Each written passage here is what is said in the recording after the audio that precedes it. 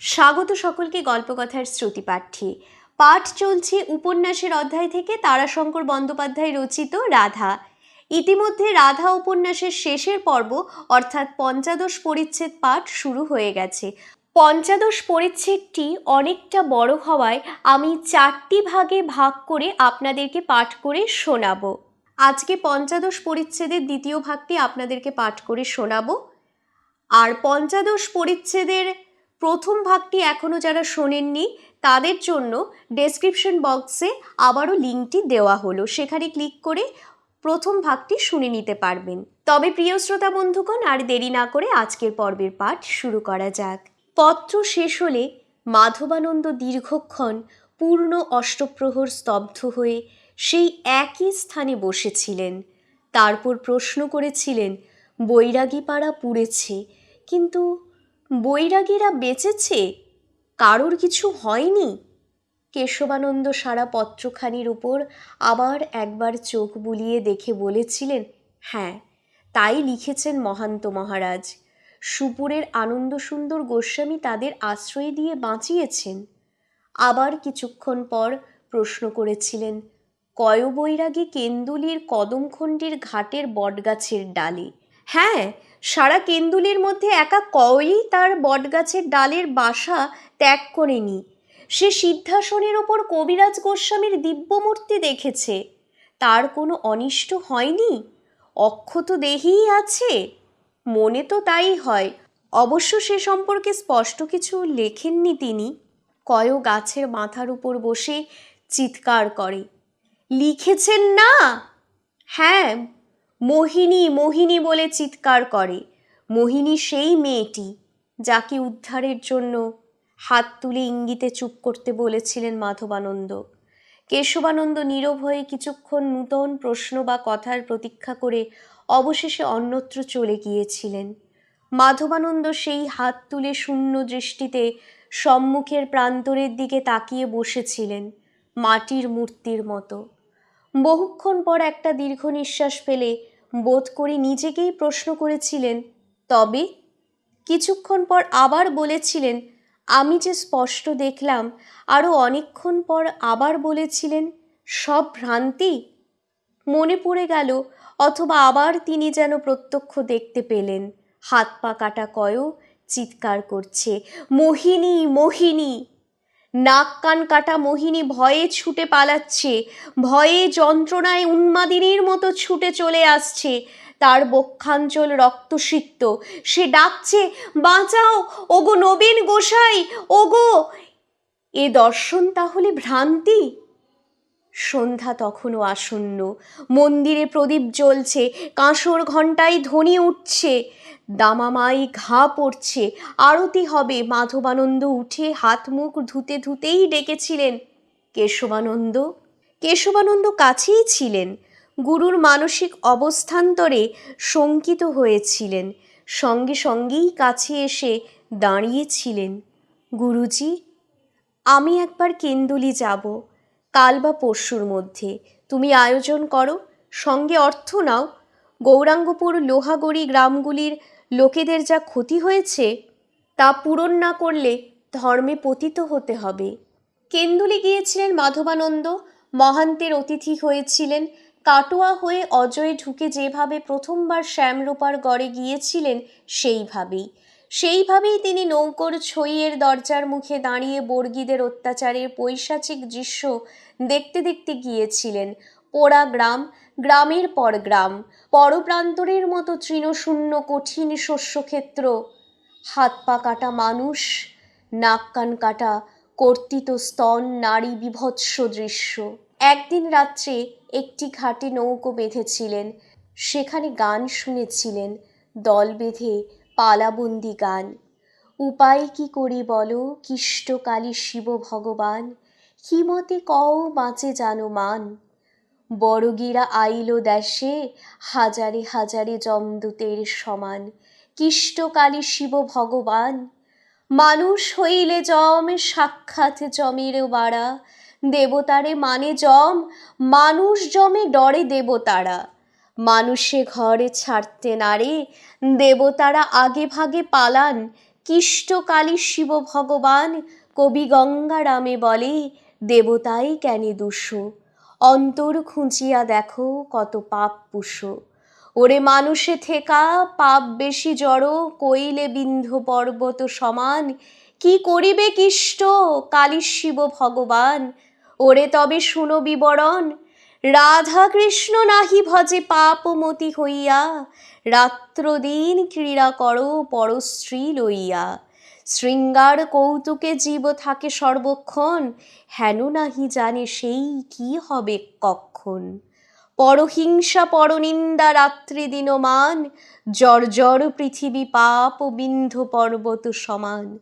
কলির ঠেঙায় ধর্ম বিষে যায় যায় শেষ পদখান, রুষ্ট হইল কিষ্টকালী শিব ভগবান। শোনো শোনো বিবরণ, এত যদি পাপ হইল পৃথিবীর ওপরে, পাপের কারণে পৃথিবী ভার সহিতে নারে। তবে পৃথিবী চলি গেলা ব্রহ্মার গোচরে, কান্দিতে লাগিলা পৃথিবী ব্রহ্মা বরাবর। পাপের ভাড়ায় ভেঙে বুঝি যায় না বক্ষ খান, কিষ্টকালী শিব ভগবান।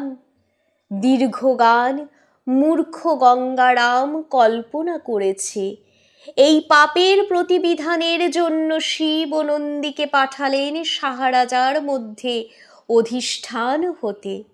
এতেক শুনিয়া নন্দী গেল শীঘ্র গতি, উপনীত হইলা গিয়া শাহ রাজা প্রতি। শাহ রাজা বাহু মেলি তোলে তলোয়ার খান, জয় কিষ্টকালী শিব ভগবান। তবে হ্যাঁ, এ তাণ্ডব প্রেত তাণ্ডব বটে, সেখানে গঙ্গারাম ভুল করেনি।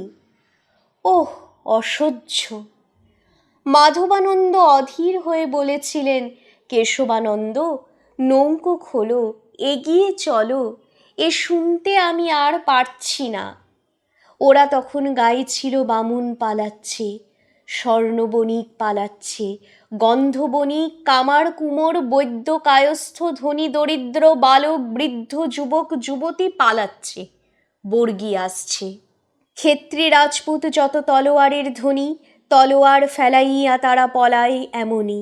শেখ সৈয়দ মোগল পাঠান যত গ্রামে ছিল, বর্গীর নাম শুইনা সব পালাইল। গর্ভবতী নারী যত না পারে চলিতে, দারুণ বেদনা পেয়ে প্রসবিছে পথে। গাছতলাতে কান্দে নারী, কোলেতে সন্তান, রাখো কিষ্টকালী শিব ভগবান। এই মতে সব লোকে পলাইয়া যাইতে, আচম্বিতে বর্গী ঘেরিল আইসা সাথে। কারু হাত কাটে, কারু কাটে নাক কান, একই চোটে কারু বা বধে পরাণ। মোহিনী রমণী বাছি ধইরা লইয়া যায়, অঙ্গুষ্ঠে দড়ি বাঁধি দেয় তার গলায়। একজনে ছাড়ে আর অন্য জনা ধরে, রমণীর ভয়ে তারা ত্রাহি শব্দ ছাড়ে। আকাশ কান্দে বাতাস কান্দে, কান্দিছে পাষাণ, রাখো কিষ্টকালী শিব ভগবান। নৌকো খোলো, নৌকো খোলো এই মুহূর্তে। উন্মত্তের মতো চিৎকার করে উঠেছিলেন মাধবানন্দ। কেন্দুলিতে এসে কয়কে দেখে বিস্ময়ের সীমা ছিল না। কয়র হাত পা কাটা যায়নি বটে, কিন্তু তার হাত পা ভেঙে সে পঙ্গু হয়ে গেছে, সেই সঙ্গে ঘোর উন্মাদ। শুধু চিৎকার করে, মোহিনী মোহিনী মোহিনী মোহিনী। মোহিনী হারিয়ে গেছে সেই রাত্রে, সেই ভয়ঙ্কর বর্ষণমুখর রাত্রে। মাধবানন্দ যে তাকে বলেছিলেন, সাক্ষাৎ পাপ, তোমার মুখ দর্শনও পাপ। কাল ভোর হতে হতে তুমি চলে যাবে, আর যেন তোমার মুখ দর্শন করতে আমাকে না হয়। সেই কথা শুনে সেই রাত্রেই সে, সেই দুর্যোগের রাত্রে বর্ষণ উল্লসিত শাল অরণ্যের মধ্যে কোথায় সন্ধানহারা হয়ে হারিয়ে গেছে। কয় সেই দিন থেকেই ডেকে ডেকে ফিরেছে, অবশেষে গাছে বাসা বেঁধে গাছের মাথায় বসে দিক দিগন্তের দিকে চেয়ে তার সন্ধান করেছে, আর ডেকেছে, মোহিনী। এরপর গিয়েছিলেন শেরিনা বেবির কবর দেখতে। হিন্দু মুসলমান সকলে মিলে কবরে প্রণাম করে সন্ধ্যার প্রদীপ সাজিয়ে দেয়। হিন্দুরা সিঁদুর দেয়, তাদেরও প্রেম যেন এমনই গভীর হয়, এমনিভাবে যেন তারাও মরতে পারে।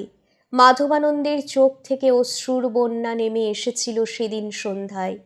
কেঁদেছিলেন সারা রাত্রি, সারাদিন।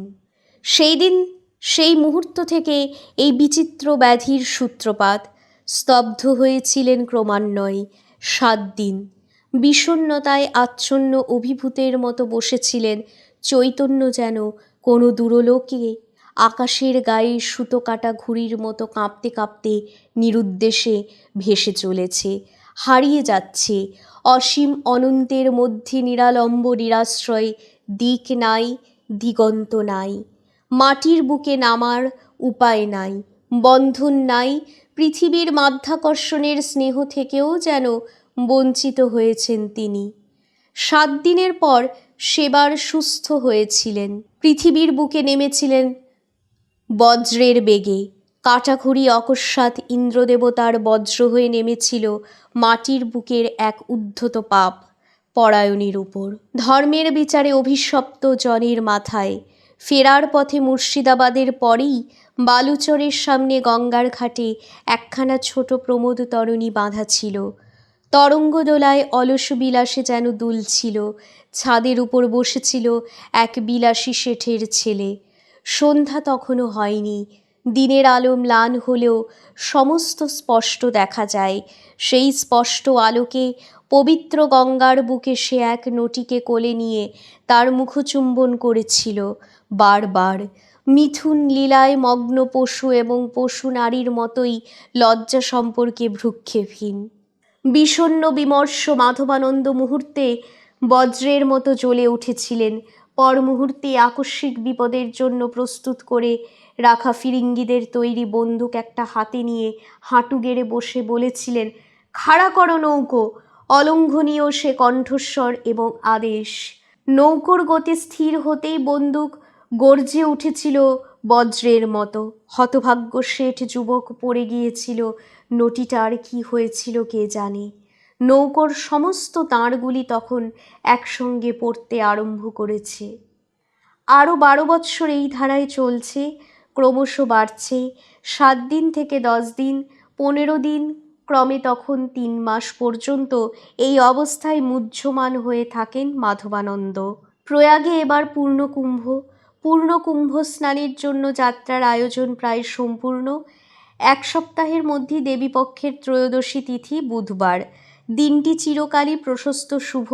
এবার আরও কয়েকটি বিশেষ যোগাযোগে পূর্ণ এবং কল্যাণকর হয়ে উঠেছে। ওই তারিখেই যাত্রার কথা, কিন্তু অকস্মাৎ আজ 3 দিন মাধবানন্দ এই বিচিত্র বিষণ্ণতায় স্তিমিত স্তব্ধ হয়ে গেছেন। প্রথম 2 দিন কেশবানন্দ কিছু বলেননি। আজ কথাটা নিবেদন না করে পারলেন না। তাহলে যাত্রার আয়োজন এখন স্থগিত থাক। যাত্রার আয়োজন স্থগিত থাকবে? প্রয়াগ যাত্রার আয়োজন? চমকে উঠলেন মাধবানন্দ। গভীর মগ্নতার মধ্যে ডুবে যাওয়া মন ও সকল শক্তি এক করে সজাগ হয়ে উঠল। যাত্রা স্থগিত থাকবে? পূর্ণকুম্ভ 12 বৎসর পর আবার আসবে। নবগ্রহ, দ্বাদশ রাশি, তিথি, বার, দৃষ্টিচক্রের অপরিবর্তিত নিয়মে 12 বৎসর পর পর এই সমাবেশে আসবে। রবিবারে পূর্ণিমা তিথিতে সূর্য বৃহস্পতি মকরাশিস্থ হবে, গঙ্গা পুষ্কর যোগ সৃষ্টি হবে। কিন্তু এবার মহাযোগ, স্নান যোগের সঙ্গে মহাদর্শন যোগ যুক্ত হয়েছে। যে যে গ্রহ, রাশি, নক্ষত্র, তিথি, বার সমাবেশে কুরুক্ষেত্র মহাযুদ্ধ হয়েছিল, সে সমাবেশ তারপর আবারও এসেছে, এরপর আবারও আসবে। সেই যোগে কুরুক্ষেত্র তীর্থ দর্শনে স্নায়ুর কোটি জন্মের পাপ মোক্ষণও হবে। কিন্তু যে বৎসর কুরুক্ষেত্র যুদ্ধ হয়েছিল, সে বৎসর সেই যোগে সমস্ত পৃথিবীর পাপ মোক্ষণ হয়েছিল। সে যোগ মহাযোগ, একসঙ্গে স্নান যোগ ও দর্শন যোগ। রক্তাক্ত কুরুক্ষেত্র, রথ, রথী, গজস্যের সব সমাকীর্ণ কুরুক্ষেত্র, বিগত শক্তি নিঃশেষিত তেজসিদ্ধ মহাস্ত্র আকীর্ণ কুরুক্ষেত্র, কুরুকুল এবং পাণ্ডবকুলের পুরো নারীদের অশ্রু অভিষিক্ত কুরুক্ষেত্র, পাঞ্চজন্য মহাশঙ্খধ্বনি এবং গীতার মহাসঙ্গীতের রেশ ঝঙ্কৃত কুরুক্ষেত্র সেই বৎসরই কালের সঙ্গে চলে গেছে, আর আসেনি। এ বৎসর যে সেই মহাযোগ সমগ্র আর্যাবর্ত জুড়ে মহাধ্বংসলীলার শেষ পর্ব এখনও আসেনি, কিন্তু অর্ধেক শেষ। সম্মুখে আসছে অপরার্ধ। শেষ পর্বে তাঁরা উঠবেন। তার আগে অর্জুনের বিশ্বরূপ দর্শনের, মহাকালের রুদ্ররূপ দর্শন না করলে দিব্যজ্ঞান মহাশক্তি আসবে কি করে? রক্তস্রোতে তুফান উঠুক, অন্তরাত্মা হুঙ্কার দিয়ে উঠুক, বিষণ্ণ সন্ন্যাসীর চিত্তলোকে মহাভারতের শঙ্খ বেজে উঠল, সঙ্গে সঙ্গে ভেসে উঠল হিন্দুস্থানের বর্তমান চিত্র।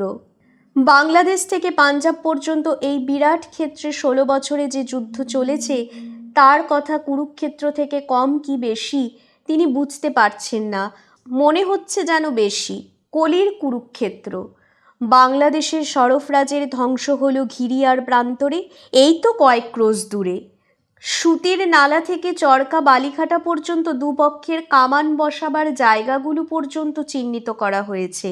আলীবর্দী ওগুলো পাকা করে কায়েমি করতে চেয়েছিল। ভবিষ্যতে যুদ্ধ হবে এ কথা সে জানত, কিন্তু জানত না যে ঘিরিয়ায় হবে না, হবে মারাঠাদের সঙ্গে বাংলা বিহার জুড়ে নানান স্থানে। মারাঠারা বাংলাদেশকে বারবার 4 বার জ্বালিয়ে লুঠে মেরে কেটে নারী ধর্ষণ করে ছাড়খাড় করে দিয়ে উত্তর ভারতের দিকে মুখ ফেরালো। আলীবর্দী খাঁ ভেবেছিল, ব্যাস নিশ্চিন্ত, এইবার আরেকটা যুদ্ধ হলেই শেষ। দৈপায়ন হ্রদের দুর্যোধনের মতো হৃত সর্বস্ব দিল্লির বাদশাহী ফৌজের সঙ্গে, অথবা ভগ্ন উরু দুর্যোধনের শেষ সেনাপতি অশ্বত্থামার মতো অযোধ্যার নবাবের সঙ্গে একটা লড়াই হলেই শেষ। তারই জন্য সে ঘিরিয়া এবং আরও উত্তরে রাজমহলের ওপারে উধুয়ানালায় ঘাঁটি তৈরি করেছিল। ভাবেনি তার বংশ ধ্বংস হবে মুর্শিদাবাদের উত্তরে নয়, দক্ষিণে। পলাশী রামবাগানে 3 মাসও পূর্ণ হয়নি এখনও। পলাশীতে উশৃঙ্খল অস্থির চিত্ত। নবাব সিরাজউদ্দৌলা শেষ হয়েছে। আলীবর্দী খাঁ বিশ্বাসঘাতকতা করে সরফরাজকে ধ্বংস করে নবাব হয়েছিল। মির্জাফর বিশ্বাসঘাতকতা করে ফিরিঙ্গি ইংরেজের মুঠোখানেক পল্টনের হাতে সিরাজউদ্দৌলার পরাজয় ঘটিয়ে ফিরিঙ্গিকে ঘুষ দিয়ে নবাব হয়েছে। এই তো বর্ষার সময়, শ্রাবণ মাসে হতভাগ্য মির্জাফরও যাবে। ওদিকে সারা উত্তর হিন্দুস্থান শ্মশান। দিল্লির অবস্থা দৈপায়ন হ্রদের দুর্যোধনের মতো। নাদিরশাহী মহাদুর্যোগের পর আবদালশাহী দুর্যোগ। নাদির শাহ মরেছে তার তুর্কি মানসবদারের হাতে। গভীর রাত্রে তুর্কিরা তার তাঁবুতে ঢুকে একসঙ্গে 13 জন মানসবদার 13টা তলোয়ার দিয়ে কোপ মেরেছিল। নাদিরের আফগান মূল্যকে শাহ হয়ে বসেছে আহম্মদ শাহ আবদালি। 2টো কানকাটা নাকে, কুষ্ঠ রোগের বিকৃত তেমনি নিষ্ঠুর কুটিল প্রকৃতি আহম্মদ শাহ আবদালি। এর মধ্যে 4 বার সে হিন্দুস্থান ঢুকেছে, মহামারীর মতো, অশ্বিনী ঝড়ের মতো, বৈশাখী অগ্নিদাহের মতো সমস্ত দেশকে বিপর্যস্ত করে দিয়ে গেছে। গতবার সে এসেছিল মথুরা, বৃন্দাবন, গোকুল পর্যন্ত। গোটা হিন্দুস্থান শ্মশান।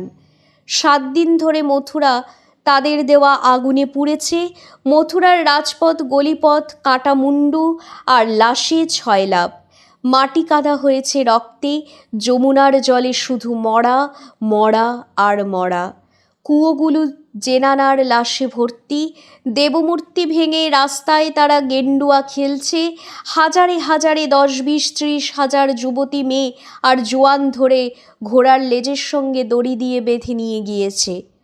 কাবুল কান্দাহারের পথে হাঁটে হাঁটে গাই বকরি ভেড়ির মতো এক এক মুঠো দামড়ির দামে বেচে দিয়েছে। পরে দুধারে থালা কাঁসা তামার ভাঙা বাসন ছড়িয়ে পড়ে আছে। কুড়িয়ে নেবার লোক নেই। আবদালি নিজে নিয়ে গেছে বাদশাহ ঘরের শাহজাদি, মোহাম্মদ শাহের বেটি, বাদশাহী রংমহলের ফুটন্ত গোলাপ। তার কুষ্ঠ রোগাক্রান্ত নাক দিয়ে ভোগ করবার জন্য টেনে ছিঁড়ে নিয়ে গিয়েছে। আরও নিয়ে গেছে আরফত উন্নিশাকে। হায়রে নসিবের খেল! আরফত উন্নিশা ঔরঙ্গজেব বাদশার সাক্ষাৎ প্রপৌত্রী, দেওয়ার বক্সের বেটি। তার বেটা তাইমুর নিয়ে গেছে দুসরা আলমগীর বাদশার বেটি গৌহর উন্নিসাকে। দিল্লি হারামের আর ১৬টি বহু বা বেটি লুটে নিয়ে গেছে। দিল্লির আমিরদের বাড়ির সুন্দরী বহু বেটি লুটে নিয়ে গেছে আবদালির পাঠান মানসবদারেরা। দিল্লি থেকে কাবুল পর্যন্ত পথের ধারে পড়ে আছে কঙ্কাল, আর আছে ভাঙা বাসন কোসন, আরও আছে, তা খুঁজতে হয়, মাটির সঙ্গে মিশে আছে লবণাক্ত স্বাদ, চোখের পানি, আর স্বাদ আছে রক্তের। গোটা হিন্দুস্থানের মধ্যে ২ জায়গা ছাড়া কোথাও তলোয়ার ওঠেনি। ব্রজমণ্ডলে চৌমুহায় জাঠেরা লড়েছে ব্রজনাথের জন্য। হিন্দু পাদশাহীর নামে মিথ্যে গৈরিক ধ্বজা বয়ে বেড়ায় আর লুঠতরাজ অত্যাচার করে বেড়ায় যে মারাঠা, সে মারাঠা হটে গিয়ে দূরে দাঁড়িয়ে দেখছিল, আর ৮,০০০ জাট চাষি এসে রুখল আফগানের পথ। জাটদের দেহ মারিয়ে তবে ঢুকতে হবে ব্রজমণ্ডলের রাজধানী। ওদিক থেকে এলো ২০,০০০ আফগান আর রহিলা সিপাহী, সঙ্গে কামান, শিভল, বন্দুক। সকালবেলা থেকে পুরা ৯ ঘড়ি বিশ্রামহীন লড়াই। বন্দুক কামানের শব্দ, তার সঙ্গে চিৎকার, বারুদের ধোঁয়ার সঙ্গে রক্তের গন্ধ। ৯ ঘড়ির পর সবাকীর্ণ চৌমুহার প্রান্তর থেকে হাজার কয়েক জাট ফিরল মাথা হেঁট করে। আফগান ঢুকল ক্ষিপ্ত নেকড়ের মতো। ১২,০০০ মুদ্রায় আচ্ছন্ন তখন চৌমুহার প্রান্তর। জাট ৫,০০০, আফগান ৭,০০০। আফগানি সওয়ারের ঘোড়া হোঁচট খেলে মুদ্রার উপর। ওই চৌমুহার প্রান্তরের মাটিতে প্রণাম করতে হবে। রক্তের গন্ধ স্বাদ থাকতেই ওই মাটিতে গড়াগড়ি দিতে হবে। আর মহাপুণ্য তীর্থ গোকুলে আবদালি পল্টন হেরেছে সন্ন্যাসীর কাছে। রাজা নয়, সেনাপতি নয়, পল্টন নয়, বৈষ্ণব সন্ন্যাসী। দেহের বর্ম নাই, চড়বার জন্য ঘোড়া নাই। আফগান আসছে শুনে ভস্য মাখা কৌপিনসার ৫,০০০ বীর সন্ন্যাসী তলোয়ার, তীর, ধনুক, কিছু বন্দুক আর চিমটা ত্রিশূল নিয়ে দাঁড়ালো। নাকারা বাজলো, শিঙা বাজলো, ধ্বনি উঠল গোকুলনাথ কি। ৫,০০০ গলায় আওয়াজ উঠল, জয়। তারপর এক ভীষণ সংঘাত। ২টো পাহাড় যেন জীবন্ত হয়ে উঠে মহা আক্রোশে পরস্পরের দিকে ছুটে গিয়ে পরস্পরকে আঘাত করল। পড়ল ২,৫০০ গোস্বামী, ওদিকে ২,৫০০-এর বেশি আফগান। কিন্তু স্তম্ভিত হয়ে গেল আফগান। মরণোল্লাসের এমন হুঙ্কার তারা শোনেনি। সমুদ্রের ঢেউয়ের পাহাড়ের উপর আছড়ে পড়ার মতো এমন আছড়ে পড়ে লড়াই দেওয়া কাজাকাস্তান, খোরাসান, আফগানিস্তান, বহু স্থানে তারা লড়েছে, কিন্তু কোথাও দেখেনি। আবদালি নিজে ফিরিয়ে নিয়েছে ফৌজ। ছোড়দো চালায় থাকে, পরনে কৌপিন, গায়ে ছাই। ওদের কাছে কি থাকবে? ওরা বাউরার দল। ওদের ছেড়ে দিয়ে ঘোরো, সব ঘোরো। পল্টনে মহামারী লেগেছে তখন, কৃতকর্মের ফল। যমুনার জলে হাজার হাজার লাশ তখন পচে উঠে জল বিষাক্ত করে তুলেছে। তার পশ্চাতে আছে দেবরোষ। হার স্বীকার করেই আফগান গোকুল থেকে ফিরে গেছে। জয় গোকুলনাথ কি। বৈষ্ণব সন্ন্যাসী মরেছে, কিন্তু গোকুলনাথ সেই আত্মোৎসর্গে হাসছেন। তিনি জেগেছেন। অনন্ত বীর্যা বৈষ্ণবী শক্তির প্রসাদ পেতে হবে। গোকুলনাথকে প্রণাম করে ওই হাসি দেখে আসতে হবে। ওই গোস্বামীদের যাঁরা বেঁচে আছেন তাঁদের কাছে জেনে আসতে হবে শেষ লগনের দেরি কত। তার আগে কি নির্দেশ? অজ্ঞাতবাসের মতো আত্মগোপনের কালের আর কত বাকি? তামাম হিন্দুস্থানের সন্ন্যাসী এক হো যাও। এ ফতোয়া জারি কবে হবে? लगन आ गया, नीत मगन रहना नहीं है। তিনি নিজেই রচনা করে দিয়েছেন আশ্রমের সেবকদের জন্য, যাত্রা স্থগিত রাখলে তো চলবে না। জয় কংসারী, জয় গোকুলনাথ। না কেশবানন্দ, যাত্রা স্থগিত থাকবে না। এই অবস্থাতেই আমাকে নিয়ে চলো। দেহান্তই যদি ঘটে তবে গোকুলে সৎকার করো আমার। ওই দেবীপক্ষের ত্রয়োদশীর দিনই যাত্রা স্থির। ওর আর অস্থির হবে না। দূরে গ্রামে গ্রামান্তরে বোধনের ঢাক বাজছে, অকালে মহাশক্তির আবাহন, দশভুজার পূজা। সন্ধ্যার প্রাক্কাল বাঁকা এক ফালি চাঁদ গাঢ় নীল আকাশের পশ্চিম দিগন্তে ঘেঁষে গলারূপার দীপ্তিতে দীপ্যমান। তার অনতি দূরেই শুক্রাচার্য মণিখণ্ডের মতো ঝলমল, যেন মহাকালের ললাটপট দেখলেন মাধবানন্দ। অবসাদ কেটে যাবে, চলো চলো।